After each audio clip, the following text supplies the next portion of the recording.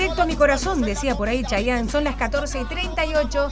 Aquí estamos, disfrutando de este Cosas de Minas en AM 1300 hasta las 17 horas. Y yo les estaba anticipando ya desde el arranque del programa que íbamos a estar conversando con Joaquín Sánchez Mariño, quien justamente escribió este libro que tengo aquí en mis manos y que la verdad que ya desde la tapa es fuerte, es impactante, y me imagino también lo que habrá sido el andar por allí. Se llama En Venezuela, postales de un país al borde del colapso. Joaquín, bienvenido a Cosas de Minas primero. Muchas gracias, buenas tardes, ¿cómo están? Todo bien, por suerte. Es fuerte, te digo, ya, o sea, lo ves así de arranque, la portada es fuerte. ¿Cuánto tiempo estuviste en Venezuela y cómo surgió esto de irte para allá? Sí, la portada es una foto que yo saqué con el celular de un chamo, como le dicen a los chicos ahí en Venezuela. Tenía 25 años. Después de esa foto le hice un pequeño video que para mí es muy fuerte porque es un pibe de 25 años queriendo entrar a Venezuela desde el lado colombiano, después de que cierren las fronteras, y haciendo una especie de guerrilla, él con un grupo de 40 chicos, 20 años, 25, 18, enfrentándose con piedras, con bombas molotov a la Policía Nacional Bolivariana, y por eso fue un poco la elección de la tapa, porque representa algunas de las cosas más fuertes que viví. Estuve en total un mes, un poquito menos de un mes, 25 días. Surgió muy vertiginosamente. Decidí irme a Venezuela cuando sucedió lo de Guaidó, el 23 de enero, sí, que se proclama presidente encargado. Y que nos tuvo en vilo a todos, porque creo que estaban todos los ojos de todo el mundo centrados en Venezuela. Creo que nadie dejó de mirar todo eso, y después lo que pasaba también con el tema de los camiones llenos de cosas de la ayuda humanitaria. Pero increíble aparte, la solidaridad de todo el mundo. Fue una locura. Venezuela, viste, tenía esa especie de tensión, ese vaivén que iba y volvía cada tanto con cosas que iban pasando, pero cuando pasó lo de Guaidó, finalmente fue como parecía, para ellos pensaron que iba a ser un momento determinante. Me pareció todo muy... Yo tenía ganas de hacer un periodismo de terreno, una cosa así fuerte hace bastante. Seguía el tema de Venezuela. Creo que el 5 de febrero o el 6 de febrero dije me voy, y saqué un pasaje el 7 y volé el 13 o el 12. Y el día que llegó, o sea que se fue todo muy apresurado. En el medio hablé con un amigo editor, un editor de Galerna, que me dijo, che, ¿no querés hacer un libro sobre Venezuela? No hay. Le dije, bueno, puede ser una crónica del viaje, porque no es que no soy un politólogo, dale. Sí. Firmamos el contrato. La experiencia, digamos. La experiencia de cómo vive la gente. La idea era mostrar, que es lo que me interesaba a mí, cómo se vive, cuán cierto es todo esto que se habla. Y llegué, y al día siguiente que llegué a Venezuela se anunció que el 23 de febrero iba a entrar la ayuda humanitaria. Así que tuve, si se quiere, la suerte periodística de estar en un momento clave, ¿no? Totalmente. ¿Qué sentiste cuando llegaste a Venezuela? El primer impacto. Llegás, ¿qué pasó? Llegás como quien viaja a una película de ciencia ficción, porque es tantas las cosas que te dicen que pareciera como estás viajando, no sé, a la Moscú de Stalin. Sí, tal cual.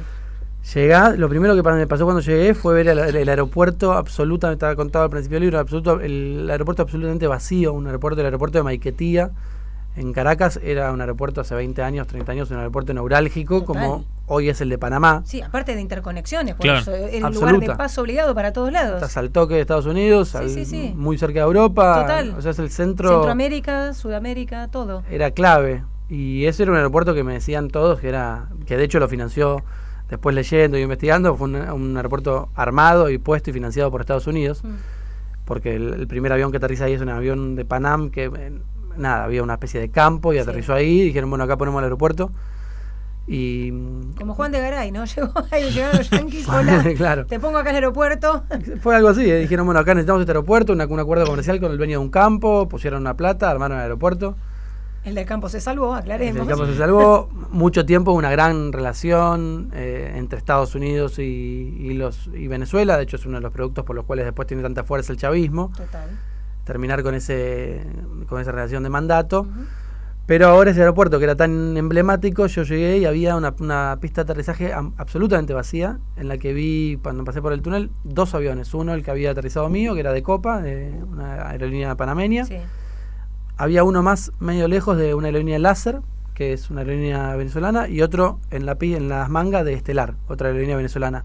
Después una pista de aterrizaje absolutamente vacía, y uno dice eso y no parece tan impactante, pero a mí me llamó mucho la atención. Es que sí, aparte uno, el que por ahí o viaja o acerca a alguien a viajar, o pasas mismo por el aeroparque Jorge Newbery, hay un movimiento constante, baja uno, suben, bajan, suben, bajan, suben. O sea, de repente con este panorama que estás pintando es como, faltaban los fardos de Pasto dando vuelta más o menos. Más o menos. O sea, realmente era impactante la lejanía y el aeropuerto ya bien medio, no abandonado, pero no actualizado. No estaba pleno. Los carteles, que me acuerdo que uno de los carteles que anunciaba los vuelos era de los, como si fuesen los de tren, los de fichas. Ah, bueno. Y ya, bueno, era donde estábamos. A mano, me acuerdo ese. Y eso fue, encima el que me tenía que buscar tardó en buscarme, entonces estuve como 2 horas dando vuelta por el aeropuerto. Y fue una experiencia. ¿Quién te esperaba? Me fue a buscar un amigo.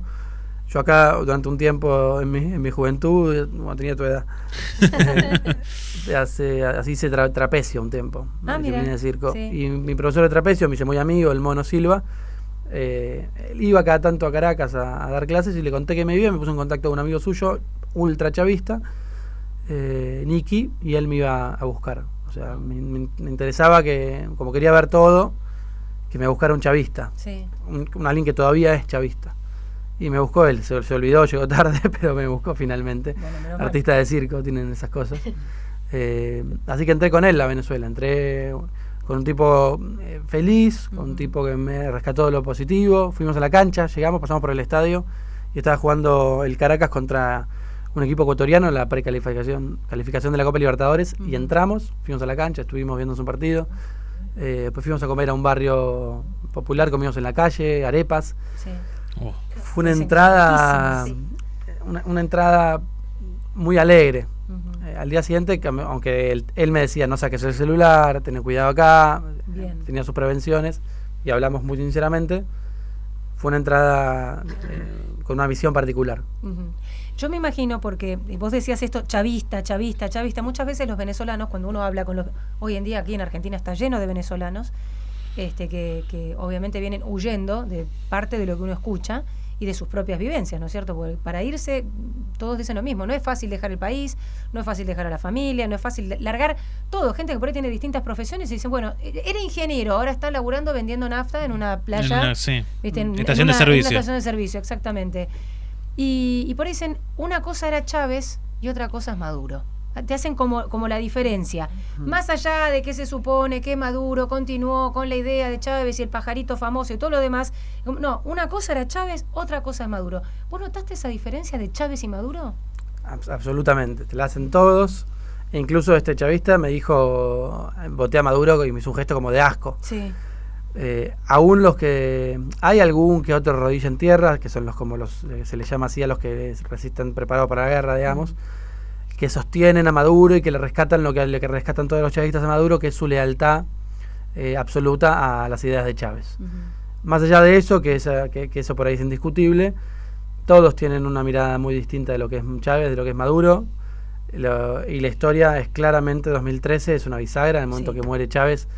Yo creo que Chávez sostenía la épica, la narrativa, la idea de que un pueblo pueda sostener falencias, desabastecimiento y situaciones de sufrimiento, pueda sostenerlo en pos de una misión que era, imaginemos, la independencia, separarse finalmente de Estados Unidos y demás.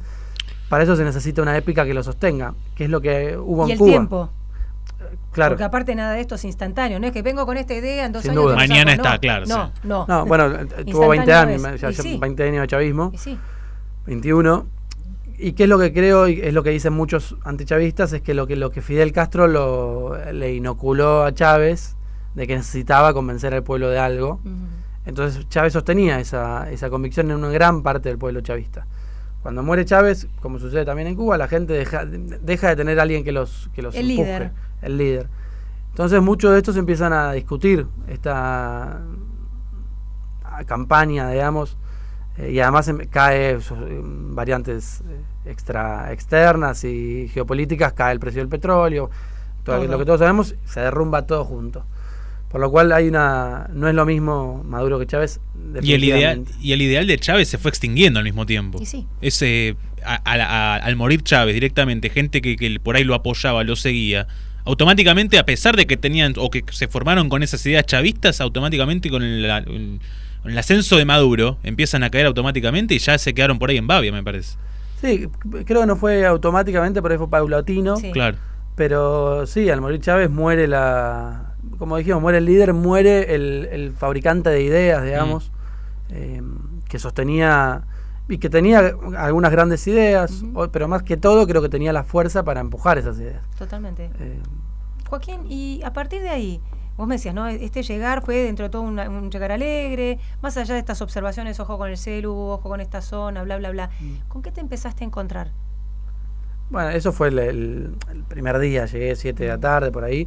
Del aeropuerto a la ciudad, no hay luz, es un túnel oscuro, digamos, se roban los foquitos. Eso es me decían, no, es que se roban los foquitos. Yo dije, ¿será? Durante todos los días me repitieron, no, es que se roban los foquitos. Se robaban los foquitos, no se pueden reponer, porque muchos son importados, claro. no los pueden comprar. Si los reponen, los vuelven a robar. Otros se queman, entonces es como ir de Seiza a... Se huevo la gallina. Exactamente. Imagina llegar de Seiza a Buenos Aires, una distancia un poquito más corta, completamente oscuras por una carretera que no es una autopista como esta, es una autopista de dos manos, más angosta, con muchísimos pozos, rodeado de montañas. Claro, no la están manteniendo aparte, convengamos, o sea, cero mantenimiento. Es muy peligroso ese camino de noche, te dicen en general. Y ya cuando empezás a llegar a la zona metropolitana, empezás a ver a los barrios, ellos le dicen barrios a las villas, todo alrededor, pasás por el 23 de enero, que es donde está el cuartel de la montaña, donde está el mausoleo de Chávez, y vas encontrando entras a una ciudad oscura, es una capital, completamente como oscuras. Caracas, aparte que tuvo un esplendor increíble. Eso se ve cuando llegas, caminas por las calles y ves unos edificios que parecen Chicago, pero grises, despintados, avenidas anchas, con gomas en el medio, con cascotes. Es como una especie de ciudad posapocalíptica, donde se nota mucho el esplendor, porque son cosas que, o sea, las avenidas son muy anchas, así que es una llegada a eso, ¿qué pasó acá, no? ¿Te causó tristeza? Sí, porque la gente, sí, me causó tristeza. Intriga, sobre todo, ¿no? ¿Qué pasó? ¿Cómo llegaron hasta ahí? ¿Cómo se llegó hasta acá? Joaquín, este viaje, esta nueva experiencia en lo que es tu carrera, redactaste este libro, ¿sí? Que ya lo tenemos en mano y está publicado. ¿Cómo podrías decir que influyó en lo que fue, bueno, el antes del Joaquín de redactar este libro, ahora, las repercusiones que tuvo? ¿Cómo ves tu carrera ahora? Bueno, eso es algo que a mí me genera mucho ruido interno, porque a mí me cambió la vida personalmente, profesionalmente. Fue la cobertura que más fui solo, absolutamente solo y sin una agenda marcada. Entonces eso me cambió, me dio mucha libertad y me encontré con un pueblo que es fabuloso, que me adoptó, que me protegió, con eventos periodísticos que nunca había tenido oportunidad de estar en algo como que yo sienta que era parte de la historia, por lo cual me cambió la carrera absolutamente, a nivel personal. A nivel profesional, a nivel reconocimiento de mi carrera también me dio mucha visibilidad, y eso es donde yo me siento un poco en falta, porque siento que me llevé más de Venezuela de lo que dejé. Eso es la ingratitud de siempre del periodismo, de valerse de las historias de la gente, y que uno no sabe cuánto está dejando, cuánto está aportando. Me digo a mí mismo que tal vez el testimonio sirva para, y creo que a mucha gente le sirvió para ver un poco lo que estaba sucediendo realmente, al ir yo con un teléfono y no ver intereses mediante. Creo que mucha gente creyó lo que no creía. Yo mismo llegué hasta ahí sin creer que podía ser tan desastroso. Entonces me cambió mucho, obviamente también me cambió el sentido de lo que quiero hacer, ¿no? Que totalmente. Es esto, definitivamente. Bueno, recién me miraba la página tuya, y en uno de los artículos que ven es que logré observar, que me pareció impactante, sobre todo cómo lo contabas, y por cómo lo veo yo. Una cosa es cómo lo estoy leyendo, y aprovecho para que vos lo cuentes desde tu experiencia, lo de Guatemala, el tema de las mujeres que tenían sexo en la vía pública en Guatemala, y estaba completamente en Guatemala, en Guadalajara, que estaba todo consensuado, y que incluso hablaste con una mujer policía y estaba todo bien directamente. Sí, esa fue una historia que hice un poquito antes, en diciembre del año pasado. Leí la noticia de que en Guadalajara se había vuelto legal tener sexo en la vía pública.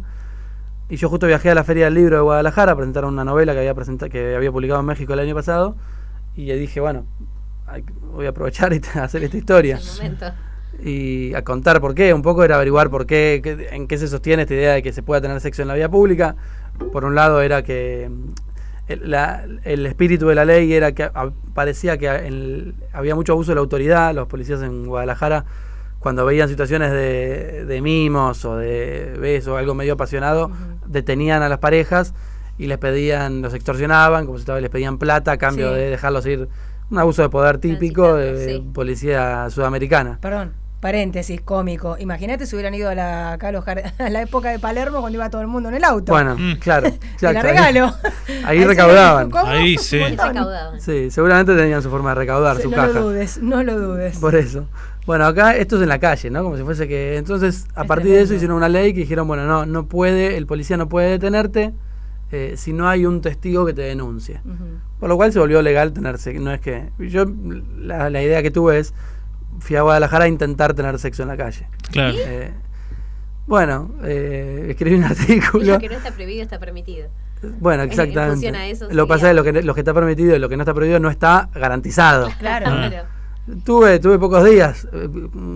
Conocí una chica conocí una chica muy linda, le conté que pegamos onda naturalmente, originalmente, genuinamente, y le conté que tenía esa intriga y que tenía ganas de escribir ese artículo, porque tampoco quería engañar a una chica en pos de un... Claro. Tengo que hacer una nota, le dijo. Claro. Era un nuevo chamullo ese. Le conté la verdad. Le dije, mira, yo además me dijeron esto y quiero hacer un artículo, como diciéndole, nada. Claro. No, necesito Si da. refutarlo. Claro, ella estaba en un hotel, que el hotel estaba con una amiga, estaba ocupado, le digo, mira, está todo dado. Sí. Y tuvimos una situación de cariño, digamos, en la calle, no llegó a eso. No llegó a mayor a tanto. No rompimos ninguna ley, pero tampoco lo hubiésemos roto de todas formas, pero fue una experiencia, fue casi comprobarlo, digamos. Qué loco, ¿no? La verdad es increíble. Que Es nadie se increíble. acerque, claro, Sí, terrible. Es medio un relato. Te traigo nuevamente a Venezuela porque de verdad que me interesa mucho lo que nos estabas narrando de esto, de andar metido en la ciudad en sí, ¿no? Decías esto de Caracas que te causó tristeza, ¿no? Cuando ibas transitándola. ¿Qué empezaste a ver vos? Cuando te ibas metiendo así por los barrios, conociendo la gente, ¿qué cosas te llamaban la atención? Bueno, la primera noche dormí en un barrio más coqueto, digamos, porque había reservado por una cuestión de cuando entrar a tener una dirección, un Airbnb.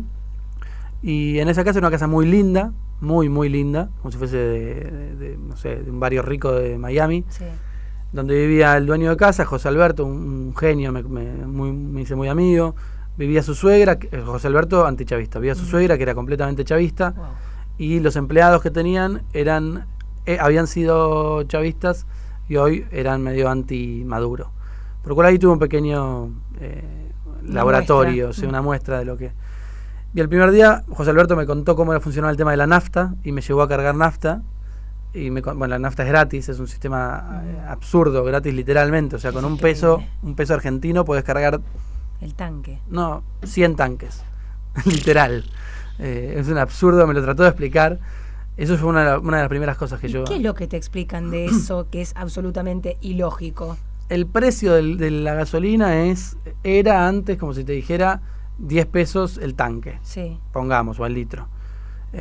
La moneda en el año pasado, en mediados del año pasado, se le sumaron 5 ceros. Sí, tuvo una devaluación. Una devaluación impresionante. Bueno, se habla de una devaluación de 1.000.000%.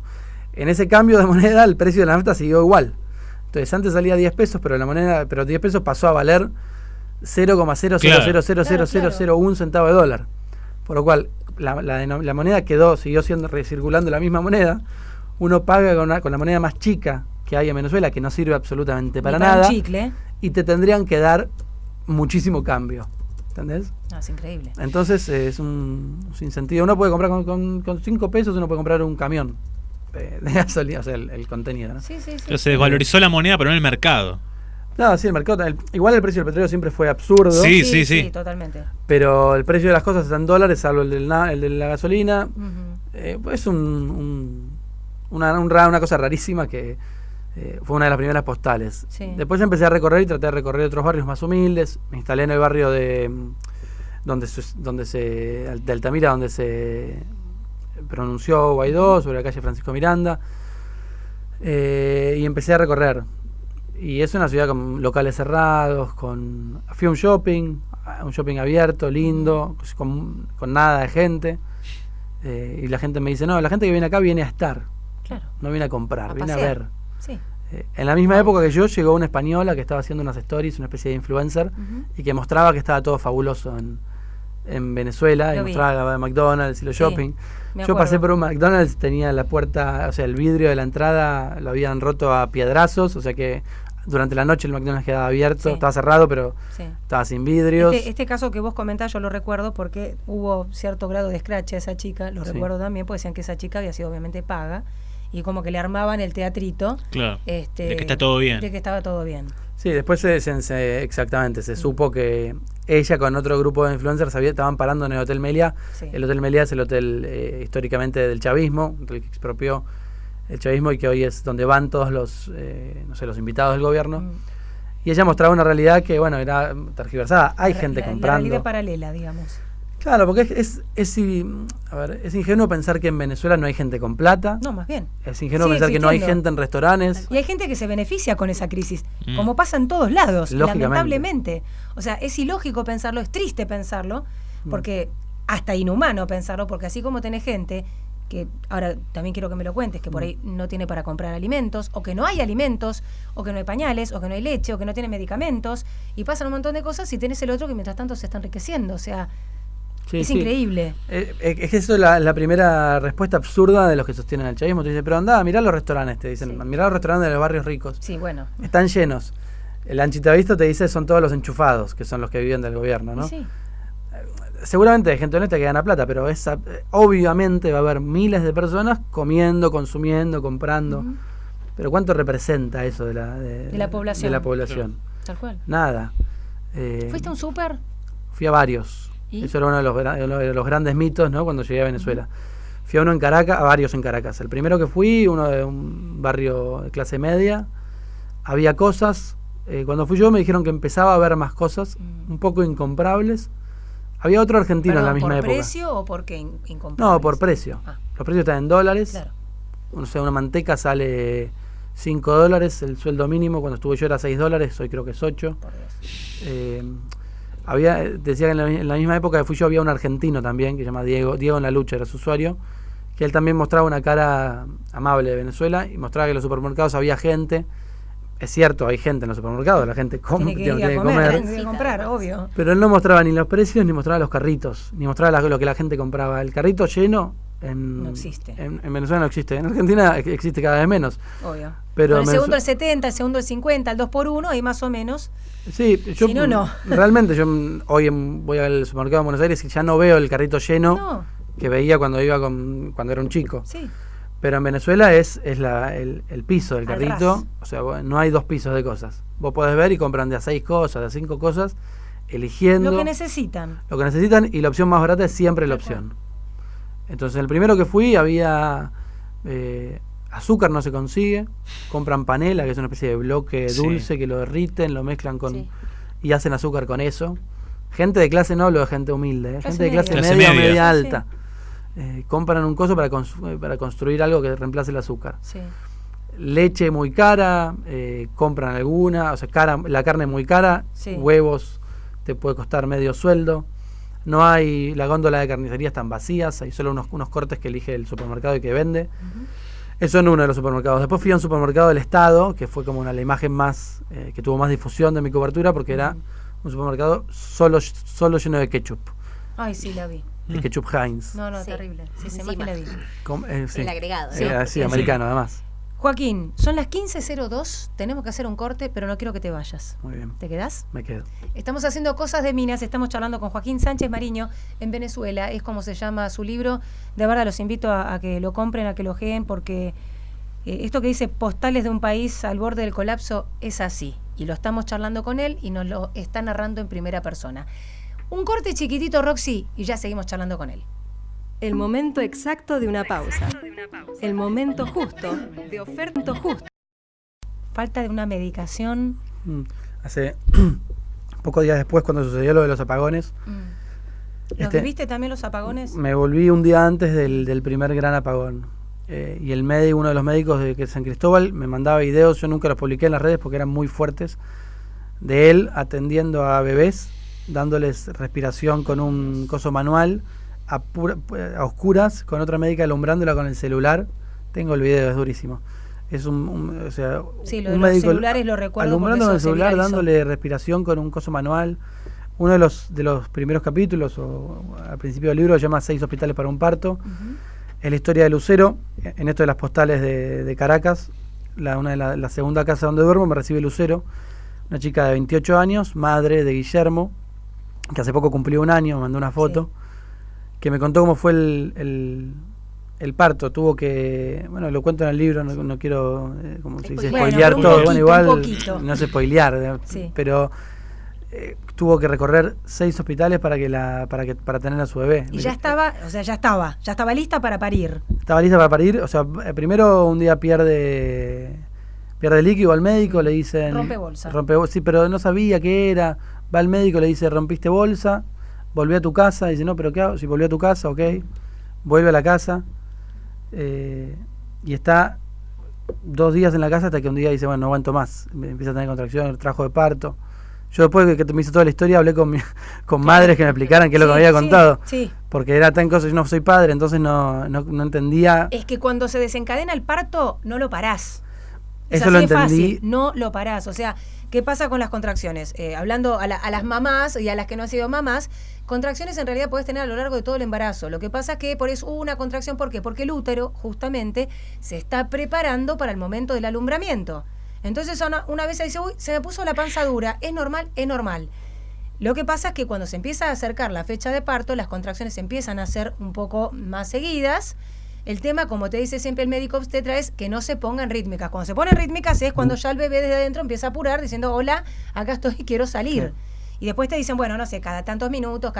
Cuando es cada 8 minutos, estate alerta, cada 5 raja. O sea, ese es el punto. Me hubiese venido bien Te hubiera romante, estado ahí. claro. Bueno, Porque ya lo sabes. fue el segundo día de la entrevista con Lucero, ya llegó de trabajar, le empezó a amamantar a Guillermo y me empezó le digo, bueno, después charlemos, y me empezó a contar. Sí. Y se puso a llorar inmediatamente. Y la abuela Alex, o sea, la abuela de Guillermo, la madre de Lucero, le dice, pero contale después. Amamantalo a Guillermo primero, Sí. y después contar porque le va a hacer mal al chico. Y yo le dije, sí, obvio, yo dormí ahí yo además. Hablamos mañana, pasado. No, te quiero contar, y le daba, amamantaba a Guillermo y seguía llorando desconsoladamente, me contaba todo esto que yo entendía a medias.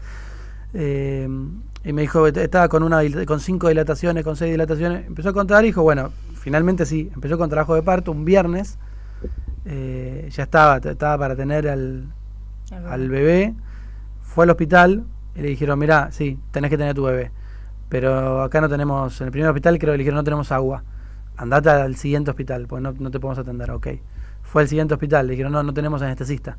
Andate a tal hospital, fue un tercer hospital, no tenemos luz. Andate a todo el hospital, no tenemos camas. Hasta que llegó al 5.º hospital y le dijeron, no, mira, acá no te podemos atender, no tenemos camas. Volvete a tal otro. Volvió al hospital anterior, le dijeron, no, mira, quédate acá, volvé en un rato, te atendemos. Volvió, tampoco le dijeron, no podemos, no tenemos luz. Quiere salir, o sea. Volvió al otro, o sea, fue por 7ª vez o por 6ª vez a un hospital, hasta que le dije, mira, yo de acá no me bajo. No, obvio, de acá no me voy. Voy a tener a mi bebé acá, aunque sea en el pasillo. Sí. ¿Toda esa movilización en qué la realizó? Sola ella, en bus, en taxi. Perdón, ¿tenía marido? ¿Estaba acompañada? El marido, esa es otra de las historias de Venezuela. El marido se habían casado hacía un tiempo, hacía unos meses, se había ido a Perú a buscar un trabajo. Y en la mitad se había borrado, por decirlo de algún modo, después se había ido a Argentina y ya no estaba presente. De hecho dejó su tarjeta de débito. Todo esto sola. Todo esto sola. Dejó su tarjeta de débito el marido y yo me moví en Venezuela con la tarjeta de débito del marido. La dejó sin plata, pero yo puse, como no sé, el efectivo ahí es otro capítulo. Obvio.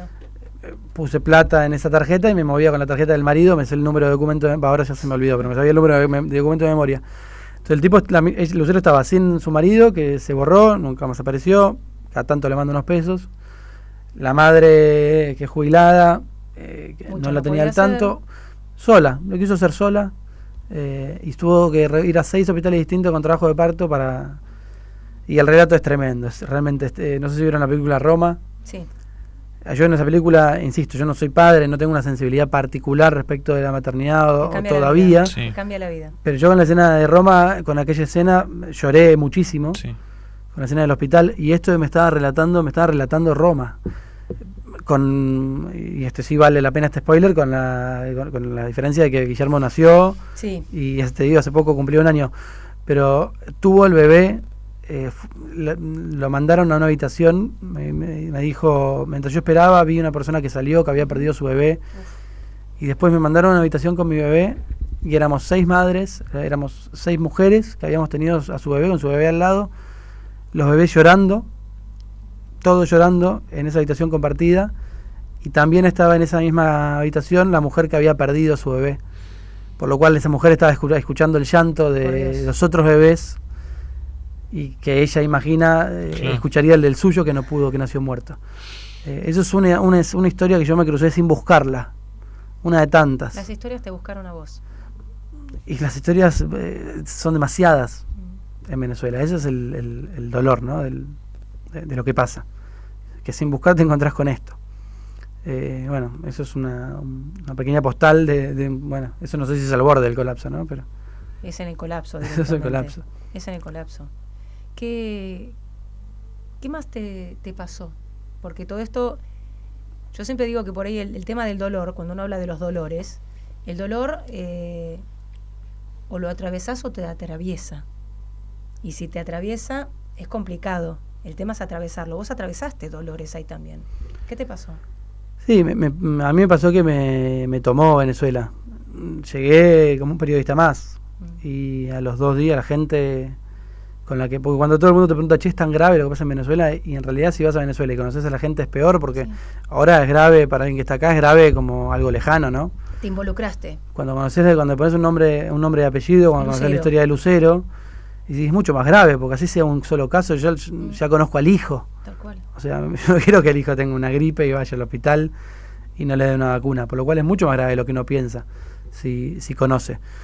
Me tomó absolutamente, y eran tantas las historias. Después, cuando me fui a la frontera, comenzaron, si se quiere, las historias de acción, que ahí el dolor se ve un poco supeditado a la supervivencia, y conocer como más las trochas, que son los pasos ilegales de la frontera, conocer a los paracos, los paramilitares, conocer todo ese mundillo, también me conmovió mucho, pero desde un lado más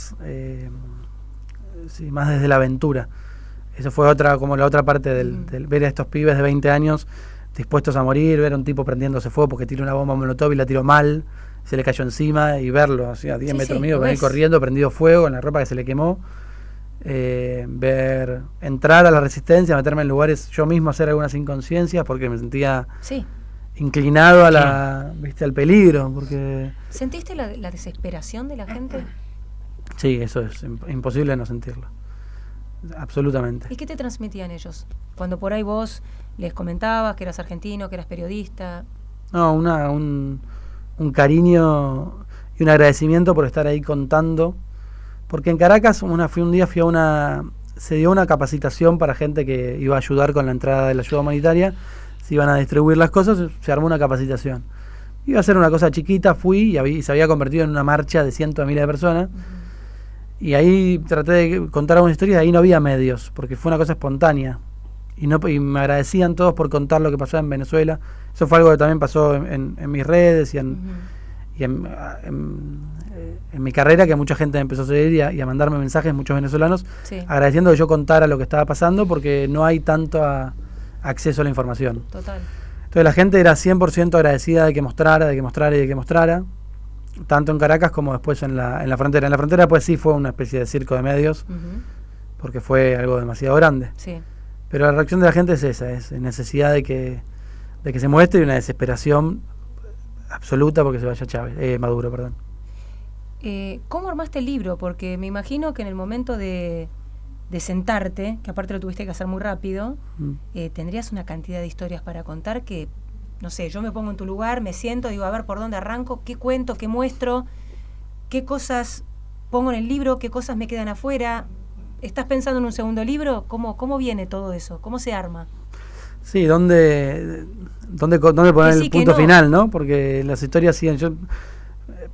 Es increíble, pero en 4 meses en Venezuela pasaron eventos políticos que parecía que caía de vuelta el 30 de abril, por un pequeño lo que ellos entienden como un golpe, pareció que caía. El vértigo es tal, políticamente hablando, que yo decía, voy a sacar el libro. Va a quedar viejo. Y va a quedar viejo, ya no va a estar maduro. Por lo cual, yo igual la intención desde el principio era centrarme en las historias de la gente. Cuestión caiga, maduro o no, las historias siguen siendo iguales, no se va a cambiar en un mes. Entonces mostrar cómo se vive hoy en Venezuela, ese fue como mi premisa. Y cuando me fui yo pensé, dije, un libro, ¿no? Mi idea original era viajar 15 días, después se extendió más. Pero es que no sé cómo voy a hacer un libro con tan poco tiempo. Pensé que me iba a faltar material. Y volví, me puse a escribir y dije, bueno, me sobra material. Son 280 páginas que podría haber seguido escribiendo. Si tenía tiempo. Eran 500 o más. Realmente pensé que me iba a faltar y me sobró. Bueno, hay tanto para contar. Tantas historias que dejé afuera. Que bueno, fue una cuestión de, ahí sí, como si se quiere, de apuro del editor por salir. Sí. Porque es un caldo de cultivo. Total. Tremendo. ¿Qué pasa a la gente cuando lo lee? Mira, todavía es la primera presentación del libro. La presentación oficial en Cosas de Minas. Sorry, nosotros traemos suerte. Realmente, porque como se empezó a distribuir en julio, está en algunas librerías de Galerna todavía, pero en Jenny y en las librerías más, en las cadenas, está llegando todavía. Entonces no empecé a mover tanto las redes hasta que no esté en la librería, por si alguno lo va a buscar. Para darles el tiempo. Claro, para que vayan si lo busca alguien, esté. Entonces todavía no tuve la devolución, porque realmente es la primera vez que estoy hablando del libro. Más allá de que sí, mi editor, mi familia. Perdón, le quiero agradecer a Silvina Puga, amiga, colega, que es una genia. Que Silvi me dijo, mira, André, tengo a Joaquín para la presentación del libro. Automáticamente le dije, sí, esto se gestó esta mañana, y le dije, quiero que venga. Fue así, y acá estás. Muchas gracias. Fue así de rápido todo. Sí. Vertiginoso. Como el libro. Vertiginoso como el libro. Así que no sé qué le pasará a la gente.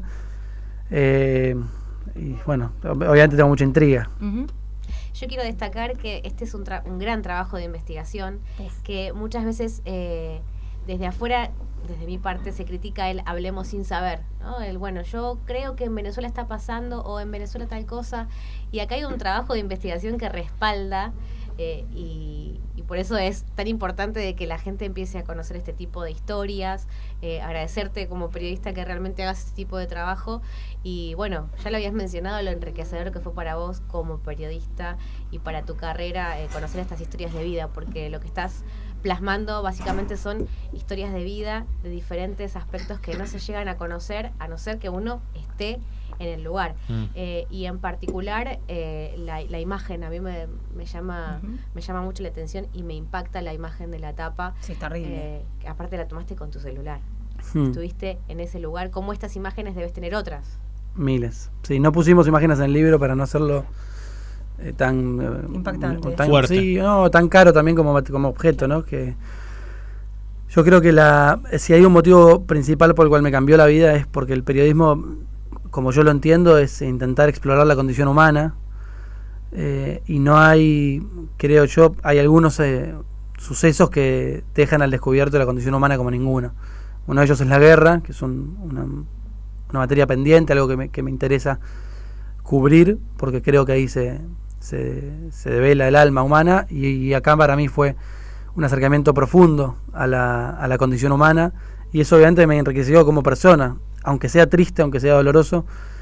Creo que te hace mejor persona ponerte en contacto con otras, bueno, hay mil historias, pero la gente que está yéndose caminando por la frontera, por la ruta, que caminan miles de kilómetros, ver eso de algún modo te modifica para siempre, y eso es principalmente lo que me dejó Venezuela. Haber entendido algo que desde la comodidad de mi casa no había entendido, digamos. Ahora por hoy tendrías que hacer el libro de los venezolanos en Argentina.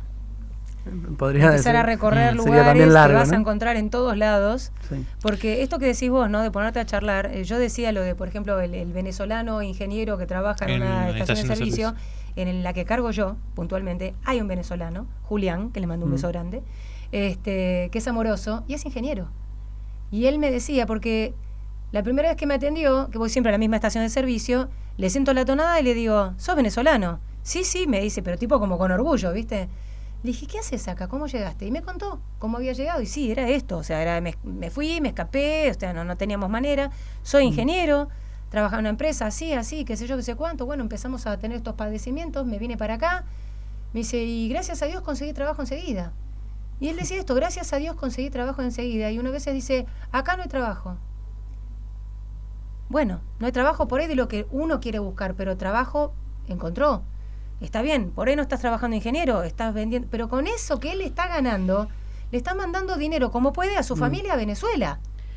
El otro día Juan Carr compartió en LinkedIn una historia de un venezolano donde una señora lo conocía, estaba en situación de calle y lo hospedó en su casa, le alquiló gratuitamente una habitación. Y al tiempo consiguió un trabajo, no me acuerdo la profesión del chico, y la invitó a comer al mismo lugar que ella lo había llevado el día que le ofreció su habitación y le devolvió la plata del alquiler y más por la cantidad de días que había estado. Wow. Y en Perú, yo hablé con ese venezolano, fue en Perú. Y nada, y fue como, o sea, es re loco y re impactante ver esas historias, pero también va en esto, en hacer la diferencia. Sí. Y sin dudas, para los que te seguimos por Instagram, hiciste la diferencia con una cobertura que muchas veces entre colegas es algo celoso y algo que uno quiere derribar. Entonces, desde ese lugar, por lo menos que lo viví y el día a día y el también el aliento, porque uno el que lo veía de acá tenía preocupación sobre tu situación y cómo la estaban llevando allá, felicitarte y agradecerte, porque sin dudas sí. también nosotros que pasamos por situaciones en donde los medios nos mintieron o no nos informaron O desinforman. o desinforman, este tipo de periodismo merece justamente un reconocimiento y también una expansión de que se puede poner el cuerpo, de que se merece poner el cuerpo y que sin duda es una cuestión de vocación. Totalmente. Muchas gracias. Todo tu concepto, Solcito, salió así como Sí, con sí, pasión, aguerrido. salió aguerrido, totalmente. Convicción. No, y otra cosa que me gustaría preguntarte, porque por ahí, y ya estamos cerrando, porque son 15:30, tenemos que ir al corte, que el libro está hecho en primera persona y es algo que por ahí no estamos habituados a ver por parte de un periodista. ¿Cómo te sentiste con eso, con contar en primera persona? Bueno, es lo hablábamos un poco en el corte, ¿no? Los que estudiamos periodismo y los que trabajamos en periodismo hace mucho siempre fue un poco, antes estaba muy mal visto, ¿no? Sí. El uso de la primera persona suponía una vanidad Sí. que había que evitar. Creo que ese precepto está bien, por un lado, digamos, evitar el periodista no puede pretender ser la historia ni ser el protagonista, hay que trabajar contra la vanidad. No obstante, también cada vez es más obvio que vivimos en un mundo que la verdad objetiva no existe y demás, y me parece lo más honesto, lo más sincero, contar las cosas desde el punto de vista en el que estoy parado, desde mi óptica. Yo siempre, cuando me preguntaban, yo decía que no tengo ningún tipo de... que por ahí no tengo objetividad respecto a lo que pasa en Venezuela, y mucho menos ahora habiendo estado ahí. Pero lo que sí tengo, lo que puedo asegurar a cualquiera que me lea o que me siga, es que no tengo intereses. Tal cual. No me pagó ningún medio, no tengo ningún interés de que así sea. de que caiga Maduro por una cuestión ideológica. No soy ni comunista, ni anticomunista, ni liberal, ni capitalista. No tengo, puedo jurar que no tengo intereses. Me pareció que que hacerlo en primera persona era una manera de transparentar ese desinterés o hacerlo de manera más honesto. Además también es un recurso narrativo que me gusta. Sí. Pero ese equilibrio, ¿no?, entre no ser el protagonista, porque el periodismo es encontrar la historia y contar la historia de los otros, y no desentenderse de que uno está ahí también. Una más, que no quiero dejar de hacerte porque me causa curiosidad más que nada. Después de haber vivido y vivenciado todo lo que te ocurrió en ese tiempo en Venezuela, ¿qué te pasa cuando por ahí escuchás a personas como Diego Armando Maradona hablando como habla con respecto a Venezuela? Yo siempre fui muy de evitar discutir en redes y ese tipo de cosas. De hecho lo evito. Pero nunca antes como con Venezuela me pasó que no tengo ningún problema no pasa tanto por mi carácter, pero no tengo ningún problema de plantarme en una discusión en redes ante quien sea y sostener mi punto de vista, porque el que habla sin conocer, me pasó muchísimo, que me manden mensajes en privado hablándome como si fuese que yo estaba me hablaban desde un lugar ideológico, tratando de hacerme entender o discutiendo mi modo de entender la realidad. Y yo decía, pero ¿de dónde me estás hablando? No, de Palermo. Claro, sí. ¿Viniste a Venezuela? Vamos Una persona a me habló Venezuela. desde que estaba de vacaciones en Río. Le digo, ¿por qué no? Si sos tan comunista, no te vas de vacaciones a Venezuela. Andá a la Isla Margarita y charlamos desde ahí. Tal cual. No, que no, o sea, hay mucha gente que te habla desde un lugar con la ideología por delante. Y a mí, ese concepto peronista de primero la patria, después el movimiento y por último los hombres, que entiendo que es una idea política, en Venezuela se hace demasiado obvio que es por último, por demasiado último los hombres. Y a mí, en lo personal, me parece que por primero en una situación de crisis, primero los hombres, digamos, primero las personas. Entonces me parece que hay que dejar de hablar con la ideología por delante. El Diego no sé con qué habla por delante. Que también puede ser una cuestión de económica, seguramente. Pero me da bronca que hable la gente. El que tiene ideas, el que fue, el que conoce, Tal cual. y están en desacuerdo y me hablan del bloqueo yanqui y demás, estoy completamente de acuerdo. Sí. Escucho, me ilustro, aprendo. Lo que no estoy de acuerdo es con el que habla desde el sillón, ¿viste? O desde el fanatismo. O del fanatismo. Rich, terminamos con la tuya. Muchos, sobre todo en México, en un momento, vos le preguntabas a una persona que vivió en la década del 70 y le preguntabas qué es lo que más te impactó de México, todos te respondían el PRI, que era el partido derechista de aquel momento con el cual peor la pasaron. Si vos tuvieras que definir en una palabra o en una frase este viaje, estas vivencias que tuviste, ¿cuál sería?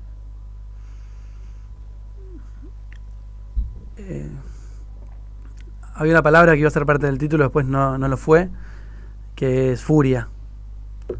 Creo que había, sobre todo en los eventos en la frontera y demás, hay una furia tremenda en el pueblo de Venezuela, y que espero que de algún modo se sane, porque no sé a qué puede conducir esa furia, no sé a qué puede conducir una intervención militar con un montón de chavistas que podrían quedar, no sé. Podría conducirse a no sé, una guerra de guerrillas, hay infinitos destinos complicados para Venezuela. Creo que furia es una de las palabras que más me quedó sonando. La verdad, Joaquín, más que atentos todos escuchándote, vuelvo a agradecerle en serio a Silvina el que me haya acercado tu libro, el poder charlar con vos. De verdad, me parece una charla maravillosa. Un placer conocerte en persona, en serio. Y de verdad, a nuestros oyentes de Cosas de Minas, que como todos los días estamos aquí hasta las 17 horas, cómprenlo, léanlo, ojéenlo, siéntanlo. Me parece que es un libro para sentir, no solamente para leer. En Venezuela, postales de un país al borde del colapso. Joaquín Sánchez Mariño pasó por aquí.